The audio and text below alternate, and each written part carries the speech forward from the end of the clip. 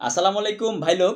2024 সালে বাংলাদেশ থেকে কোন কোন দেশের ভিসা খুব কম সময়ে হচ্ছে সেই দেশগুলোর তালিকা এখন আমি আপনাদেরকে বলবো।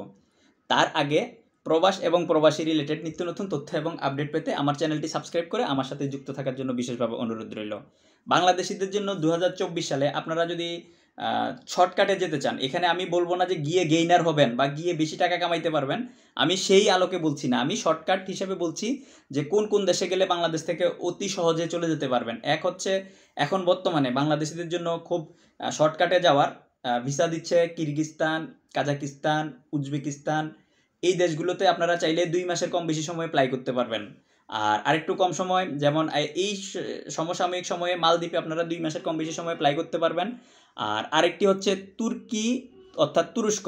তুরস্ক আপনারা চাইলে মোটামুটি 2 মাস, 2.5 মাস, 3 মাসের মধ্যে অ্যাপ্লাই করতে পারবেন বৈধ ওয়ার্ক পারমিট ভিসায়। তো এই হচ্ছে বাংলাদেশিদের জন্য এই দেশগুলা অত্যন্ত কম সময়ে আপনারা যেতে পারবেন। অবশ্যই এক একটা দেশে এক এক রকম। সব দেশে গেলেই যে আপনারা বেশি টাকা আয় করতে পারবেন বা অধিক অধিক আপনারা রোজগার করতে পারবেন বা বেশি ফ্যাসিলিটি পাবেন, বিষয়টা কিন্তু এমন নয়। আমি শুধুমাত্র সময়ের ক্ষেত্রে বললাম যে এই দেশগুলোতে গেলে আপনারা কম সময়ে যেতে পারবেন। আর এই সকল দেশের মধ্যে কোন দেশটিতে গেলে আপনারা বেশি লাভবান হবেন, অধিক লাভবান হবেন, আমাকে আপনারা ইনবক্স করেন। আমি আপনাদেরকে বিস্তারিত, আসলে এক ভিডিওতে এত কথা ইনফরমেশন দেওয়া সম্ভব না। পার্সোনালি আমাকে নক দিলে আমি আপনাদেরকে তথ্য দিয়ে সহযোগিতা করার চেষ্টা করব। আর পূর্ব ইউরোপের যে দেশগুলো আছে বর্তমানে, এগুলোতে সময় লাগবে মোটামুটি আপনার 4 মাস, 6 মাস, ক্ষেত্র বিশেষে 8 মাসও লাগে।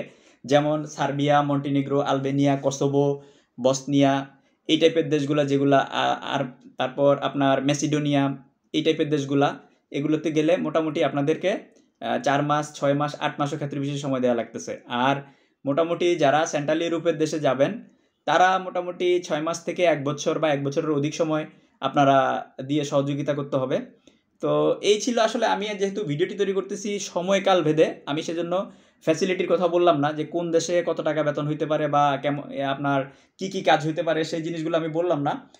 যাদের আগ্রহ আছে জানার, অধীর আগ্রহ থাকলে আপনারা আমাকে হোয়াটসঅ্যাপে নক দিয়েন অথবা একসময় আমার অফিসে এসে 5 মিনিট সময় দিয়ে গেলে আমি আপনাদেরকে তথ্য দিয়ে সহযোগিতা করার চেষ্টা করব।